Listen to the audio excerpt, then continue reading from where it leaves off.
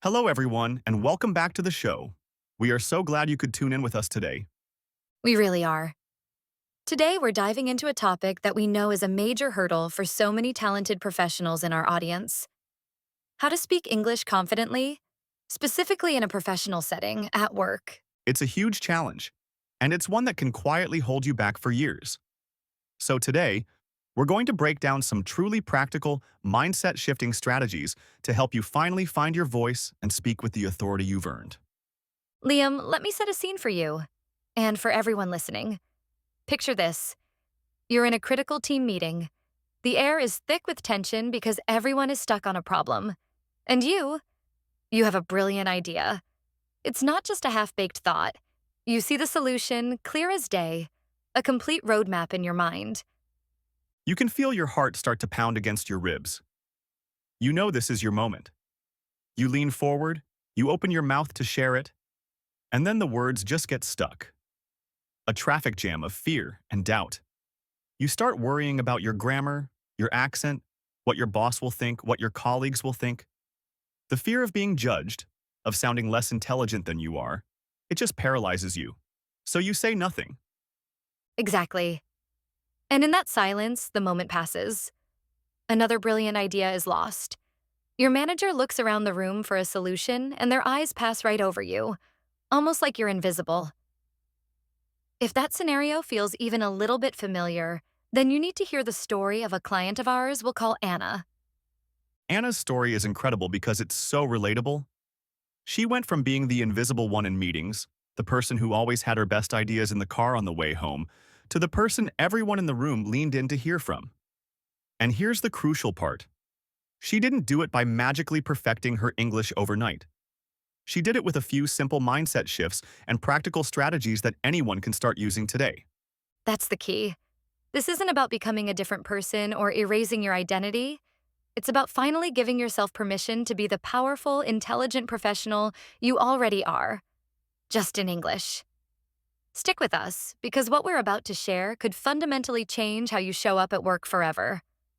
For years, Anna was completely convinced her English was the problem. She was trapped in that cycle of thinking that so many people are, if I just had a bigger vocabulary, or if I could only get rid of my accent, then they'd finally listen to me. She poured countless hours into grammar apps, watched English language movies, and listened to podcasts, hoping that perfect fluency would just magically sink in. But in the real world, in those high-stakes meetings, nothing changed. That same knot of fear was always there in her stomach, tightening its grip whenever she thought about speaking up.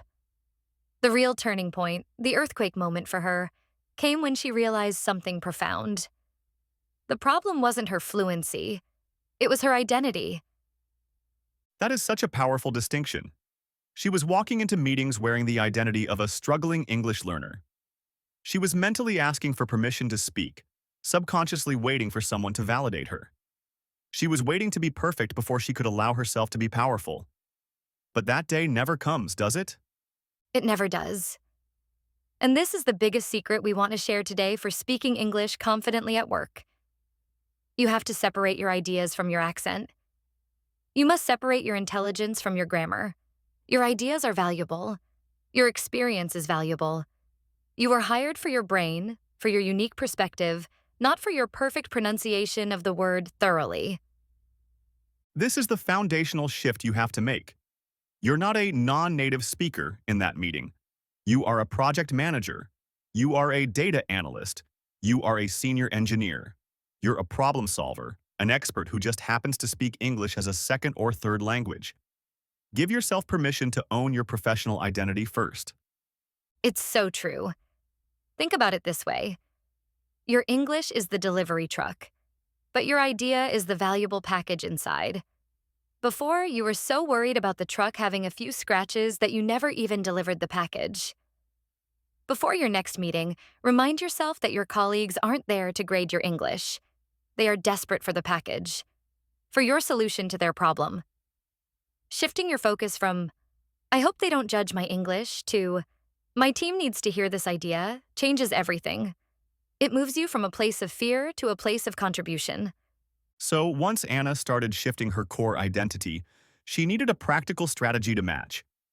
And her first discovery was revolutionary in its simplicity. Complexity is the enemy of confidence. When we're nervous, what do we often do? We try to use big, impressive words and complex sentence structures to sound more professional. It's a defense mechanism. We build these long, winding sentences, hoping to prove how smart we are. But it almost always backfires. It just dramatically increases the cognitive load, raises the chance of making a mistake, makes us hesitate, and frankly, it often just confuses the listener. Powerful communication isn't complex. It's simple and crystal clear. Exactly. Think about the most respected leaders you know. They don't use convoluted language. They use simple, direct words to make their point with force. You should do the exact same thing in English. This isn't dumbing down your ideas, it's sharpening them. It's making them so easy to understand that they become impossible to ignore. Absolutely. Let's look at the weak versus powerful example that changed everything for Anna. Before, if she wanted to suggest an idea, she'd build up a hesitant, apologetic sentence in her head that sounded something like this. Weak. Excuse me, sorry to interrupt, but it is my considered opinion, based on the preliminary data that I have been analyzing, that perhaps we should maybe explore the possibility of reevaluating our current strategic approach.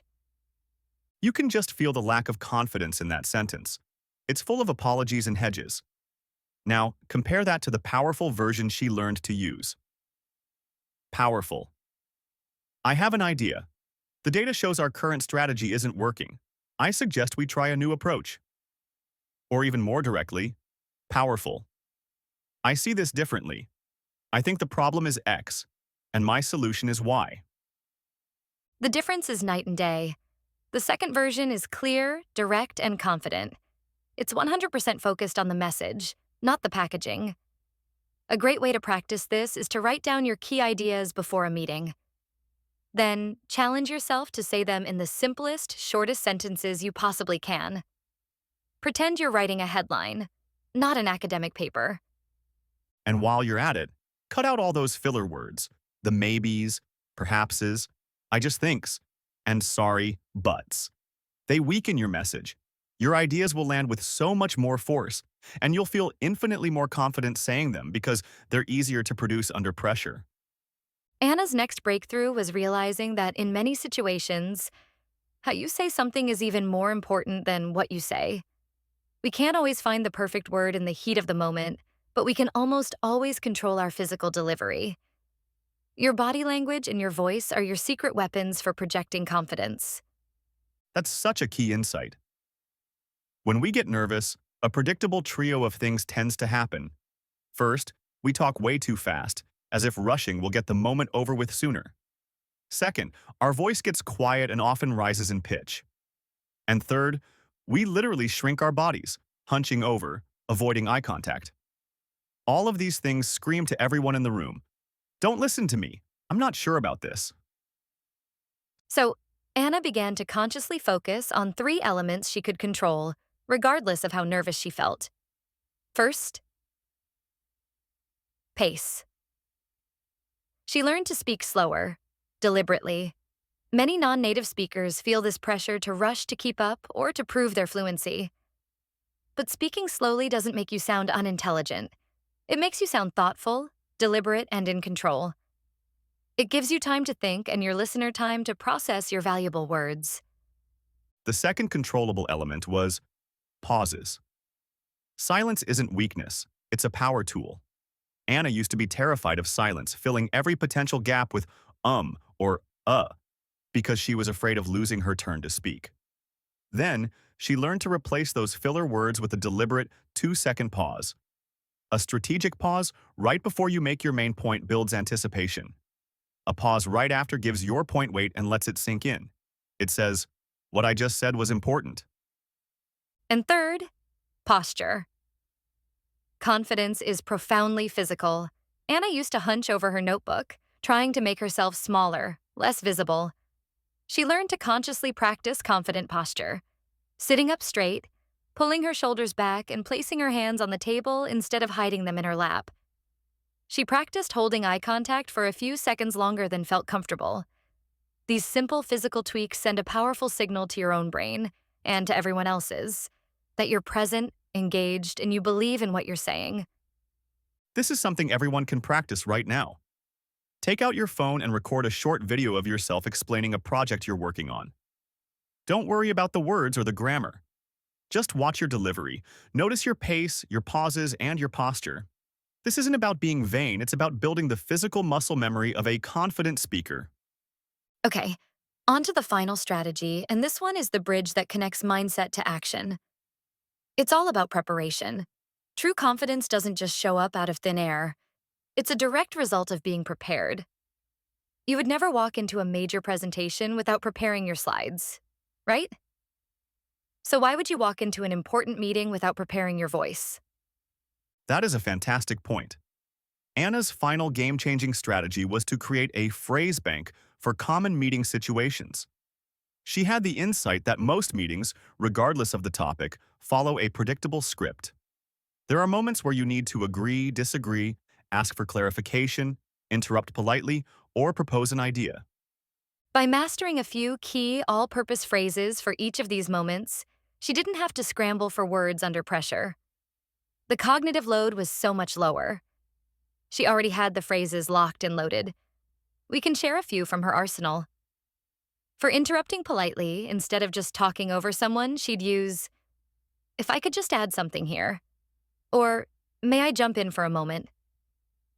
To state a strong opinion, she moved from, "I think maybe," to powerful phrases like, "from my perspective," or "the way I see it is." To agree with a colleague and build on their point, which is a great way to build alliances, she'd use, "I agree with that," and I'd also add that. And for disagreeing respectfully, which can be the most intimidating moment for many, she prepared phrases like, "I see your point, but I have a different perspective." Or, "I understand where you're coming from, but have we considered this alternative?" And to ask for clarification, which shows engagement, not weakness. "I want to make sure I understand. Could you explain what you mean by X?" Before every big meeting, Anna would look at the agenda, anticipate where she might want to contribute, and then she would literally say the phrases that fit out loud. It might feel a little silly practicing in your home office, but this kind of rehearsal builds muscle memory. So, when the moment comes in the meeting, the phrase is right there, on the tip of your tongue. You don't have to think. You just have to talk. So, let's go back to that conference room. A few months later, another tough problem is on the table. The team is going in circles, debating the same two failed solutions. The old Anna would be silent, her brilliant idea trapped behind that familiar wall of fear. But this is the new Anna.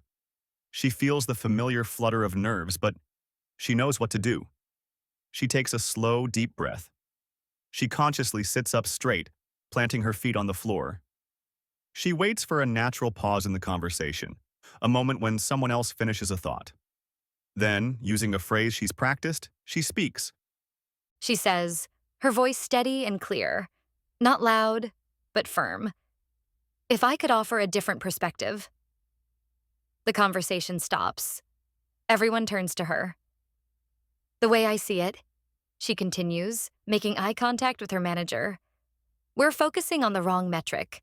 The real issue is customer retention, not acquisition. I believe if we shift our focus to Project Phoenix, we can solve this in the next quarter." She uses simple, direct words. She's not apologetic. She's clear. She finishes her point and then pauses, letting the silence hang for a beat as she looks around the table. There's a moment of quiet consideration.